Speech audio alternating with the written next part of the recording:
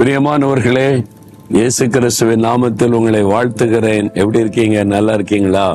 இந்த காலை பொழுது எப்படி இருக்குது? சந்தோஷமா இருக்கிறா? மன ரம்யமா இருக்கிறா? இந்த இடம் பாத்தீங்களா? ரொம்ப மன ரம்யமான ஒரு இடம். இது எங்க நீ பாக்குறீங்களா? மியான்மர் தேசம் இருக்குல்ல, பர்மா தேசம், அதனுடைய ஒரு பெரிய ஆறு ஓடுகிறது. அது யாங்கோன் நதி அப்படின்னு சொல்றாங்க. அந்த நதி கரையில இருந்து கொண்டு உங்களோட பேசுகிறேன். இந்த பெரிய நதியை பாக்குறீங்க, கொஞ்ச தூரம் போன அது கடல்ல கலக்குது. இங்க இருந்து பார்த்தாலே தெரியுது. ரொம்ப அழகான ஒரு இடம். இந்த இடத்துல இருந்து உங்களோடு பேசுவது எனக்கு அதிக சந்தோஷம். மியான்மர் தேசம் ரொம்ப அழகான ஆசீர்வாதமான தேசமா இருக்குது. ஆனா ஜனங்கள் தான் பாவம், பலவிதமான சிரமங்களை சந்திக்கிறாங்க.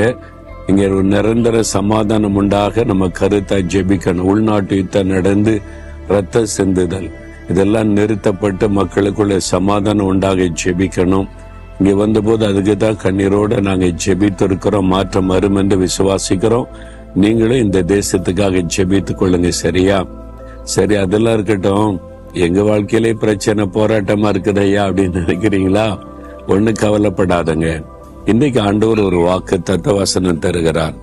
ஏசாயா 32:18 என் ஜனம் சமாதான தாபரங்களிலும் நிலையான வாசஸ்தலங்களிலும் அமைதியாக தங்கும் இடங்களிலும் குடியிருக்கும்.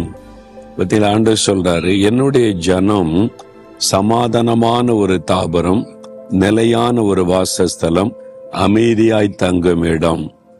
நிலையில்லாம அலைஞ்சுக்கிட்டே இருக்கிறாங்க. சொந்தமா ஒரு வீடு இருந்தா செட்டில் ஆகலாம். ஒவ்வொரு வீடா மாறிக்கிட்டு இருக்கோம். வேலை மாறிக்கிட்டே இருக்குது. ஒரு நிலையா இருக்க முடியல.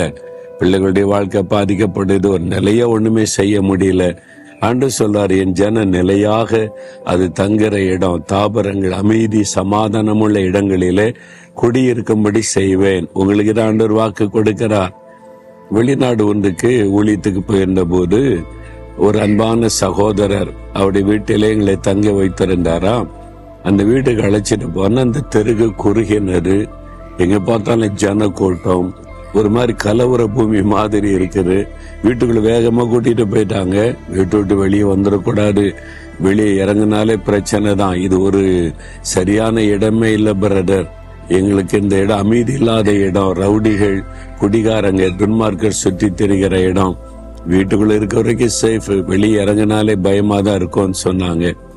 இந்த மாதிரி இடத்துல இந்த ஆண்டவர் மாற்றி எங்களுக்கு ஒரு நல்ல அமைதியான சூழ்நிலை தரணும், ஜெபிங்கன்னு சொன்னாங்க.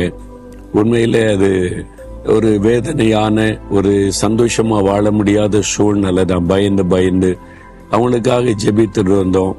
ஒரு வருஷம் கழிச்சு போனா சொந்த வீடு வாங்கிட்டோம். இப்ப நிலையா குடியிருக்கிற இடம் ஆண்டவர் தந்துட்டாரு. அந்த இடத்தை கூட்டு போனா ரொம்ப அமைதியா இருக்கு. ரோடு பெருசா இருக்குது, நல்ல மரங்கள் இருக்குது, செடிகள் இருக்குது. வீட்டுக்கு வெளியில ஒரு அமைதியான சூழ்நிலை.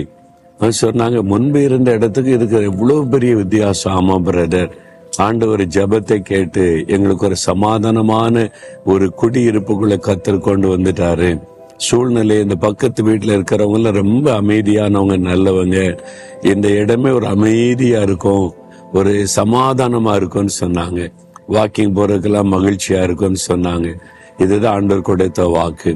சமாதான தாபரங்களிலே நான் குடியிருக்க பண்ணுவேன். யார்? என்னுடைய ஜனம். நீங்க அவருடைய ஜனமா இருக்கிறீங்களா? ஆண்டவருடைய பிள்ளைகளா இருக்கிறீங்களா? தேவ ஜனம்னா எப்படி இருக்கணும்? அவர் பரிசுத்தமுள்ளவரா இருக்க போல பரிசுத்தமா இருக்கணும். அவர் அன்புள்ளவரா இருக்கிறத போல அன்பா இருக்கணும். அவர் சாந்தமா இருக்கிற மாதிரி சாந்தமா இருக்கணும். அப்பதானே தேவ ஜனன் சொல்ல முடியும். இஷ்டப்படி பாவத்துல வாழ்ந்து கொண்டு நானும் தேவ ஜனந்தான், அவர் என்னை ஆசீர்வதிக்கணும்னு எப்படி முடியும்?